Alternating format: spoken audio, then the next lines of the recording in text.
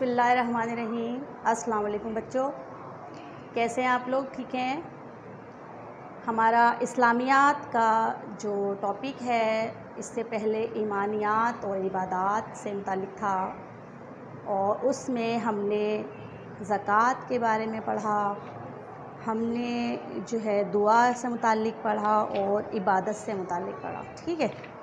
اب اور عقیدہ رسالت کے بارے میں اب جو ہمارا جو ٹاپک ہے وہ اسوہ حسنہ یعنی سیرت نبوی صلی اللہ علیہ وسلم سے متعلق ہے، جس میں ہم آپ صلی اللہ علیہ وسلم کی زندگی سے مختلف واقعات کو ڈسکس کرتے ہیں، اور یہ ہمارا 5واں چیپٹر ہے، اور آج اب اس کا پہلا پارٹ پڑھیں گے، اور اس وقت ہم اسوہ حسنہ سے جو ہے فتح مکہ کا جو واقعہ ہے اس کو ڈسکس کریں گے، ٹھیک ہے بچوں؟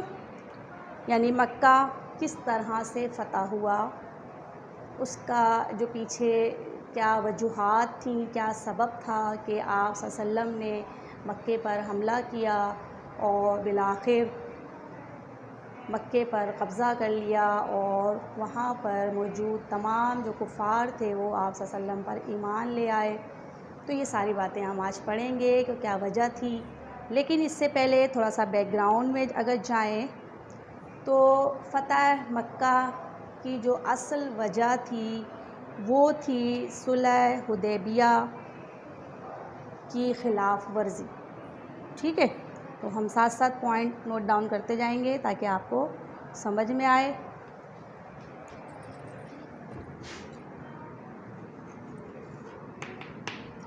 فتح مکہ کب ہوا تھا؟ 17 رمضان اور سن 8 ہجری کو،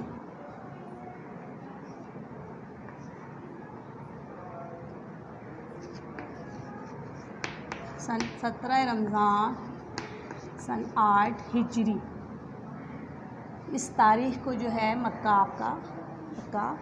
فتح ہوا، یعنی کہ آپ صلی اللہ علیہ وسلم کے مکے سے مدینہ ہجرت کرنے کے ٹھیک 8 سال بعد، بلکہ 8ویں سال میں جو ہے مکہ فتح ہو گیا، ٹھیک ہے؟ اس سے پہلے مختلف جنگیں ہوئیں مسلمان اور کفار کے درمیان، غزوہ بدر ہوئی، غزوہ احد ہوئی، غزوہ خندق ہوئی، اور بالآخر پھر ایک اور واقعہ ایسا ہوا کہ جس میں آپ صلی اللہ علیہ وسلم و تمام مسلمانوں نے مل کر یہ عہد کیا کہ ہم قریش کے ساتھ جنگ کریں گے۔ وہ واقعہ آپ 7 کلاس میں پڑھ چکے ہیں، ٹھیک ہے؟ اس کو ڈسکس کرنے کی ضرورت نہیں ہے۔ اب جو ہے صلح حدیبیہ ہو گیا، اور صلح حدیبیہ کی جہاں اور بہت ساری شرائط تھیں، وہیں ان میں سے ایک شرط یہ تھی کہ صلح حدیبیہ کی روح سے اس کے مطابق تمام عرب قبائل کو یہ اختیار دیا گیا تھا کہ وہ اس صلح نامہ کے 2 فریقوں یعنی کفار مکہ اور مسلمانوں میں سے کسی ایک کے ساتھ بلا روک ٹوک شریک ہو سکتے ہیں، یعنی جو قبیلہ چاہے کفار کے ساتھ مل جائے اور جو قبیلہ چاہے وہ مسلمان کے ساتھ شامل ہو جائے، اس پر کوئی اعتراض نہیں کرے گا۔ تو اور پھر اس کے بعد جو فریق بھی قبیلہ بھی ان 2 فریقوں میں سے جس کے ساتھ شریک ہوگا وہ اسی قبیلے کا حصہ سمجھا جائے گا، فریق کا حصہ سمجھا جائے گا، یعنی کہ اگر کوئی قبیلہ مسلمانوں کے ساتھ شامل ہو جاتا ہے تو اب وہ مسلمانوں کا جو ہے وہ مسلمان فرقے کا حصہ ہے۔ اب جب کبھی جنگ ہوگی یا کوئی مسئلہ ہوگا تو پھر اس سلسلے میں یا ان پر کوئی مصیبت آئے گی تو مسلمان ان کی مدد کریں گے اور وہ مسلمان کی مدد کریں گے، اور جو لوگ کفار کے ساتھ شامل ہو جائیں گے وہ کسی بھی مصیبت میں اس قبیلے کی مدد کرے گا، اور وہ جو قبیلہ ہے وہ کفار کی مدد کرے گا۔ اس طرح سے دوسرا فریق اس کے ساتھ کوئی زیادتی نہیں کرے گا، یعنی اگر کوئی فریق مسلمان کے ساتھ شریک ہو گیا ہے تو کفار جو ہے یا کفار کے ساتھ شامل ہونے والا کوئی بھی قبیلہ اس کے ساتھ مسلمان کے ساتھ شامل ہونے والے قبیلے کے ساتھ کسی قسم کی کوئی زیادتی نہیں کرے گا بلا وجہ، اور اگر اس نے ایسا کیا تو یہ صلح نامہ کی خلاف ورزی ہوگی، اور جو بھی نقصان ہوگا اس کا تاوان، اس کا جو بدلہ ہے، اس کا جو بھی نقصان ہے وہ دوسرے فریق کو لازمی ادا کرنا پڑے گا۔ اس کے علاوہ مسلمانوں میں یہ بھی ایک شرط تھی اس صلح نامہ حدیبیہ کی کہ مسلمان اور کفار 10 سال تک کوئی جنگ نہیں کریں گے۔ ٹھیک ہے بچوں، یہ تھوڑا سا آپ کو بیک گراؤنڈ بتایا میں نے۔ اب آ جائیے کہ پھر ہوا کیا۔ اب 2 قبیلے تھے، ایک بنو خزاعہ اور دوسرا بنو بکر، ٹھیک ہے، 2 مشہور قبیلے تھے، بنو بکر اور ایک تھا بنو خزاعہ، اور ان دونوں میں آپس میں برسوں سے جو ہے وہ دشمنی چلی آ رہی تھی، ٹھیک ہے۔ تو پہلا بنو بکر اور دوسرا بنو خزاعہ، یہ 2 قبیلے تھے اور یہ دونوں کی آپس میں دشمنی تھی۔ جب صلح نامہ حدیبیہ ہو گیا تو بنو بکر جو تھے وہ کفار کے ساتھ مل گئے اور بنو خزاعہ نے مسلمانوں کے ساتھ دوستی کر لی، یا سمجھ لیں مسلمانوں کے ساتھ شامل ہو گئے، ٹھیک ہے۔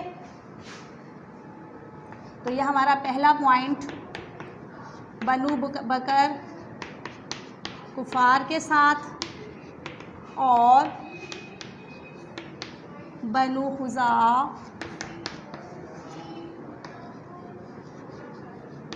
مسلمانوں کے ساتھ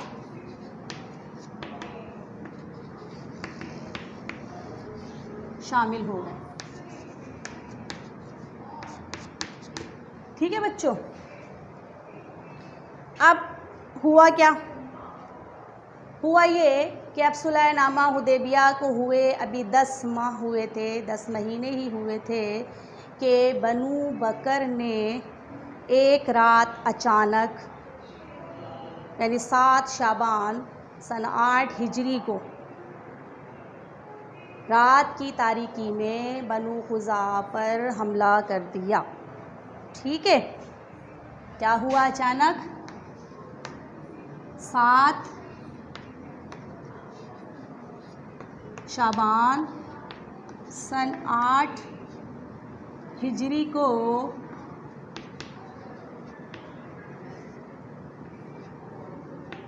بنو بکر نے ایک رات اچانک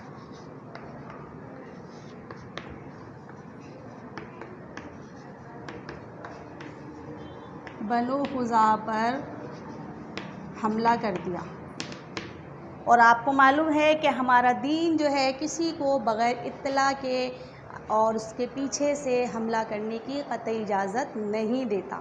پیٹھ پیچھے دشمن پر حملہ کرنا ہمارے مذہب میں بزدلی سمجھی جاتی ہے، تو ہمارا جو دین ہے اس بات کی اجازت نہیں دیتا۔ اب بنو بکر نے رات کی تاریکی میں، جب بنو خزاعہ کے لوگ ظاہر سب سو رہے تھے، تو اس وقت رات کی تاریکی کا فائدہ اٹھاتے ہوئے بنو خزاعہ پر حملہ کیا، جس کے نتیجے میں بنو خزاعہ کے بہت سارے جو لوگ تھے وہ قتل ہو گئے۔ پھر کیا ہوا؟ بنو خزاعہ نے حرم میں پناہ لی، لیکن بنو بکر نے وہاں بھی ان کا پیچھا نہیں چھوڑا، ٹھیک ہے۔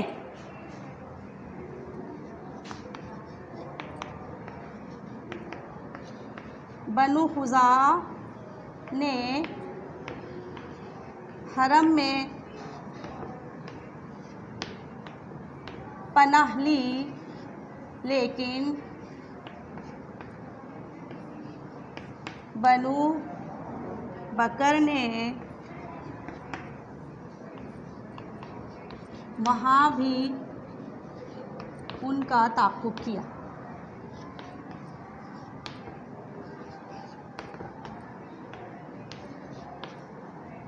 اب ایسی صورت میں قریش کو یا کفار کو کیا چاہیے تھا کہ وہ بنو بکر کو روکتے کہ آپ بنو خزاعہ کے ساتھ زیادتی کیوں کر رہے ہیں، یہ زیادتی ہے کہ رات کے اندھیرے میں آپ نے کسی قبیلے پر حملہ کر دیا۔ بجائے اس کے کہ وہ روکتے، کفار نے اس حملے میں بنو بکر کی بھرپور مدد کی اور خود بھی جو ہے وہ بنو بکر کی مدد میں شریک ہوئے، ان کے ساتھ شامل ہو گئے۔ ٹھیک ہے بچوں،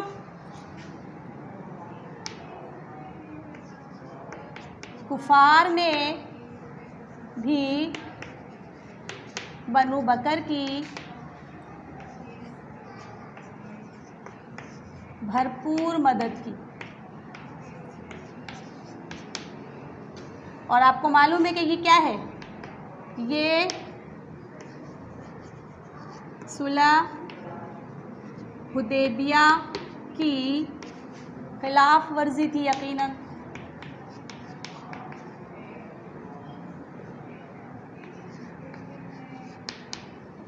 اب کیا ہوگا؟ اب یہ ہوا کہ جب یہ سارے معاملات بنو خزاعہ نے دیکھے کہ کفار نے بھی بنو بکر کی مدد کی، تو بنو خزاعہ نے یک کے بعد دیگرے، یعنی کہ ایک کے بعد دوسرا، فوراً دو وفود جو تھے وہ آپ صلی اللہ علیہ وسلم کی خدمت میں مدینے بھیجے، اور اس میں پہلا وفد جو تھا اس کی قیادت عمرو بن سالم، اور دوسرا جو وفد تھا اس کی قیادت بدیل بن ورقہ کر رہے تھے۔ ٹھیک ہے، تو بنو خزاعہ نے اس حملے کی اطلاع کے لیے دو وفود، ایک عمرو بن سالم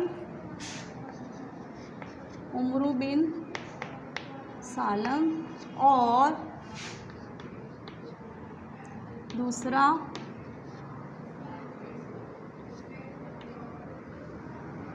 بدیل بن ورقہ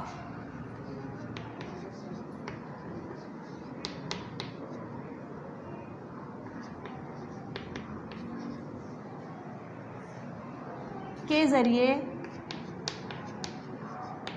آپ صلی اللہ علیہ وسلم کو دی۔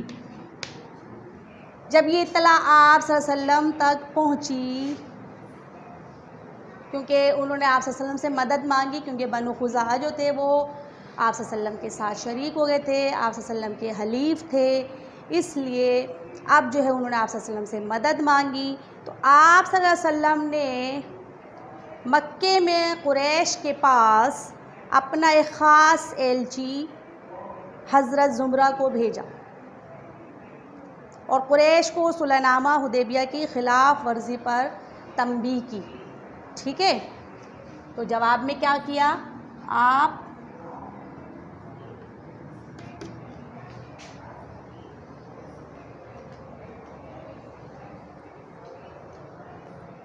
آپ صلی اللہ علیہ وسلم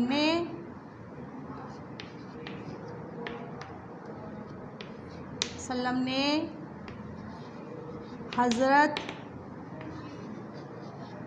زمرہ رضی اللہ تعالی عنہ کو اپنا خاص ایلچی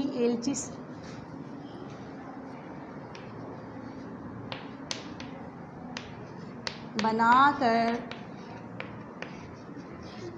قریش کے پاس مکہ بھیجا اور انہیں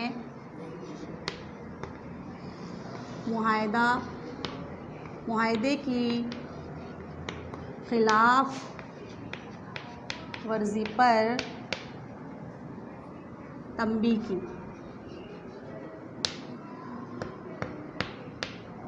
یعنی ان کے روکا گیا، تو آپ صلی اللہ علیہ وسلم نے ان کو اس بات پر روکا۔ اور آپ صلی اللہ علیہ وسلم نے قریش کو بنو بکر کی مدد سے باز رہنے کو کہا اور مظلوم بنو خزاعہ کے مقتول افراد کی دیت کا مطالبہ کیا، یعنی آپ صلی اللہ علیہ وسلم نے جو ہے قریش سے کہا کہ تم لوگ جو ہے بنو بکر کی مدد سے باز آ جاؤ، کیونکہ انہوں نے ظلم کیا ہے بنو خزاعہ پر، اور بنو خزاعہ جو کہ ایک مظلوم ہے اس وقت، ان پر ظلم ہوا ہے، تو قریش سے کہا گیا کہ ان مظلوموں کے جو لوگ قتل کیے گئے ہیں ان کا بدلہ دیا جائے، ان کا جرمانہ ادا کیا جائے، تاکہ جو ہے وہ ان کا نقصان پورا ہو سکے۔ ٹھیک ہے، یہ بات فرمائی۔ تو سمجھ میں آ گئی؟ تو ایک اور پوائنٹ ہو سکتا ہے، آپ صلی اللہ علیہ وسلم نے قریش کو بنو بکر کی مدد سے باز رہنے اور بنو خزاعہ کا نقصان پورا کرنے کو کہا۔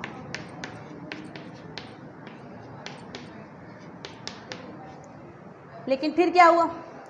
قریش نے اپنی غلطی کا اعتراف کرنے کی بجائے چند جوشیلے نوجوانوں کی رائے کو وزن دیتے ہوئے نہایت تکبر سے کہا کہ ہم نے صلح نامہ حدیبیہ کو ختم کر دیا ہے۔ یعنی اس وقت جب یہ حضرت زمرہ رضی اللہ عنہ آپ صلی اللہ علیہ وسلم کی تجویز لے کر گئے تو وہاں قریش کے چند جوشیلے نوجوان بھی تھے، اور انہوں نے بڑے جوش میں آ کر کہا کہ ان سے کہہ دیجئے کہ ہم جو ہے یہ معاہدہ توڑتے ہیں، ہم اس معاہدے کو نہیں مانتے۔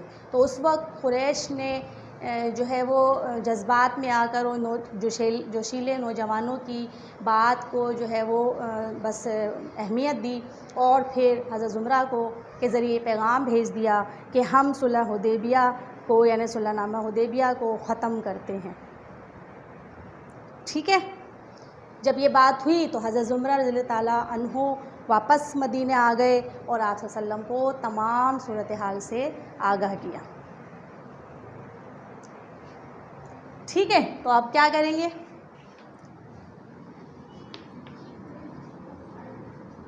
قریش نے اپنی غلطی ماننے کی بجائے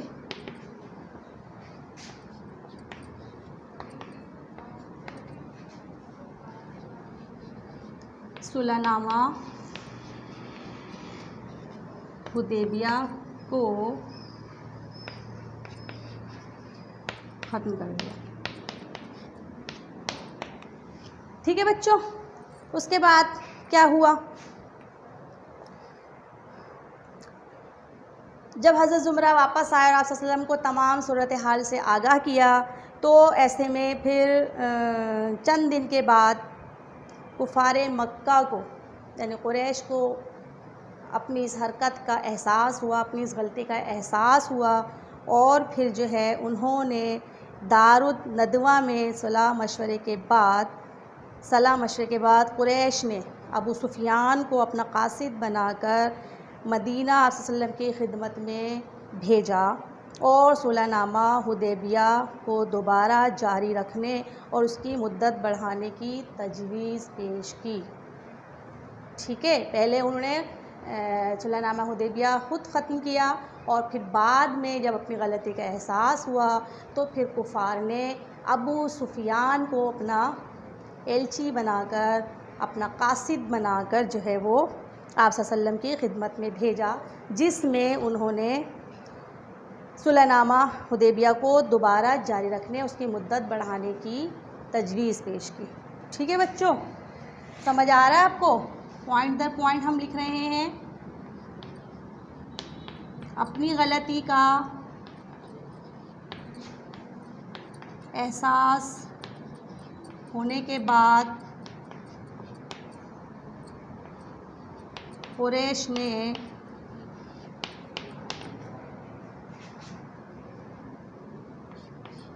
ابو سفیان کو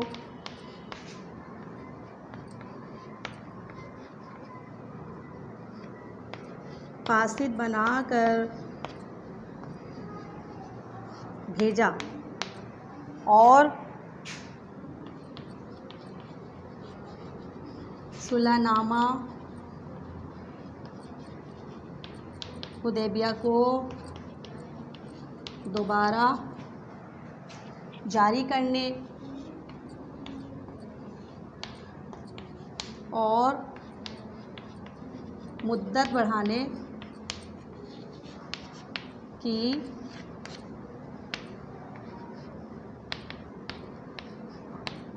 تجویز پیش کی. ٹھیک ہے بچوں، لیکن پھر کیا ہوا؟ وقت گزر چکا تھا. آپ صلی اللہ علیہ وسلم نے ان کی یہ تجویز ماننے سے انکار کر دیا.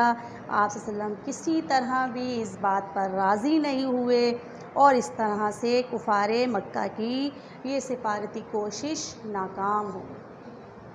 اس کے بعد کیا ہوا یہ انشاءاللہ اگلے لیکچر میں ہم آپ کو بتائیں گے، اگلی کلاس میں بتائیں گے. ٹھیک ہے، اب اپنی کاپیز نکال لیجئے تاکہ ہم آپ کو کام دے سکیں. ٹھیک ہے بچوں؟ جی بچوں، چلیے دیکھیے.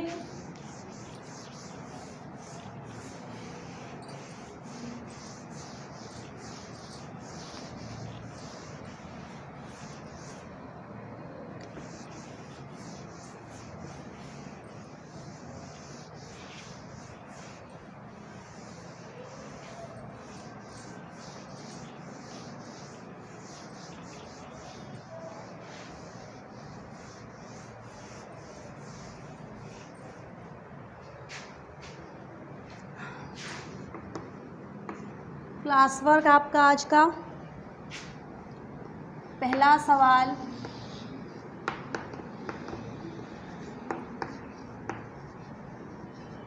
تین خالی جگہیں پر کریں.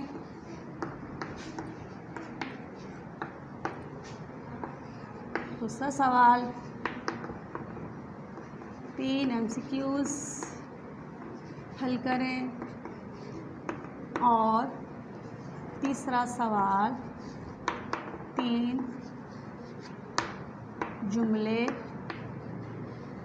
درست کریں. ٹھیک ہے بچوں؟ سمجھ آ گیا؟ یہ آپ کا کلاس ورک تھا. آپ ویڈیو کو پاز کریں اور اپنا کلاس ورک کیجئے. اس کے بعد آپ آ جائیے ہوم ورک کی طرف. ہوم ورک آج کا ہے، پہلا آپ کا سوال ہے، فتح مکہ کا اصل سبب کیا تھا؟ پہلا سوال، فتح مکہ کا اصل سبب کیا تھا؟ دوسرا کوشچن ہے، بنو خزاعہ کہاں آباد تھے؟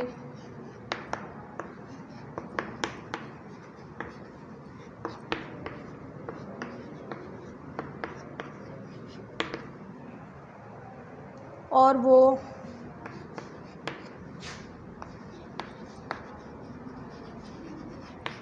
مسلمانوں کے حلیف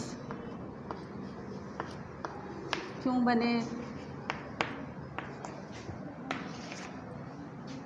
تیسرا سوال، بنو خزاعہ کے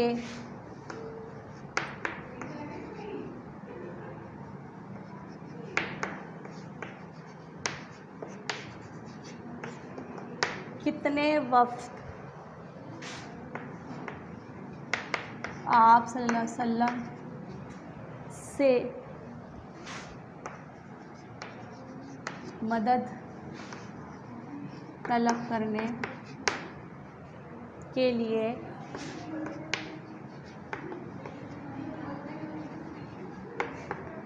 مدینہ گئے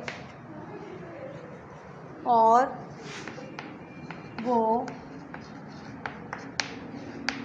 کن کن کی سربراہی میں تھے؟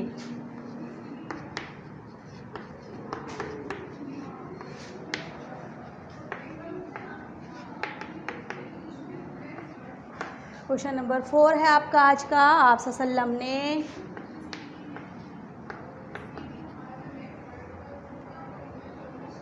قریش کے پاس آپ صلی اللہ علیہ وسلم نے اپنا ایلچی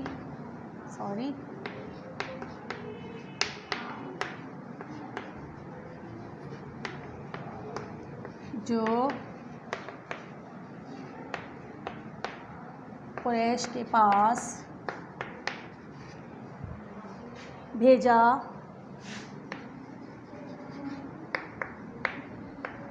اس کا کیا نام تھا؟ اس کا نام کیا تھا؟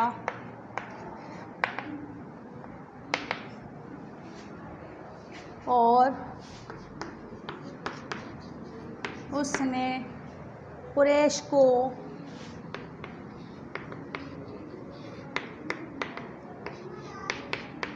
آپ صلی اللہ علیہ وسلم کا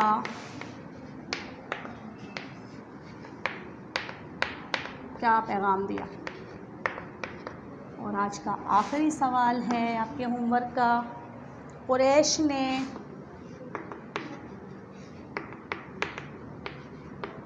جو اپنا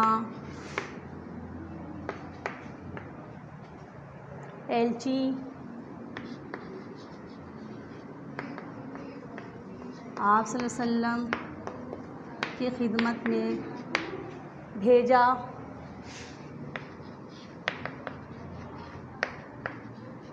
مدینہ بھیجا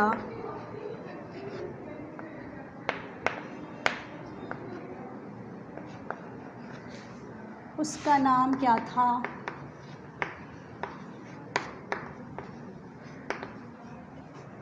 اور اس نے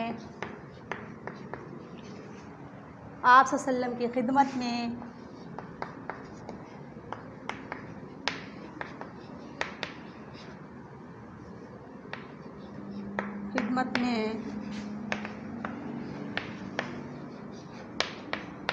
قریش کی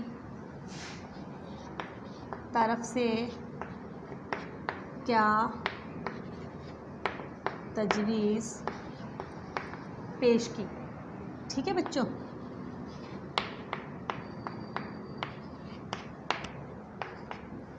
تو یہ کوشچنز آپ کی بک میں بھی موجود ہیں اسی ترتیب سے آپ کے ایکسرسائز والے پیج پر، تو آپ وہاں سے بھی لکھ سکتے ہیں. اور اس کے ساتھ ہی ہمارا آج کا لیکچر ختم ہوا. انشاءاللہ تعالیٰ نیکسٹ پیریڈ میں دوبارہ آئیں گے. تب تک کے لیے اللہ حافظ.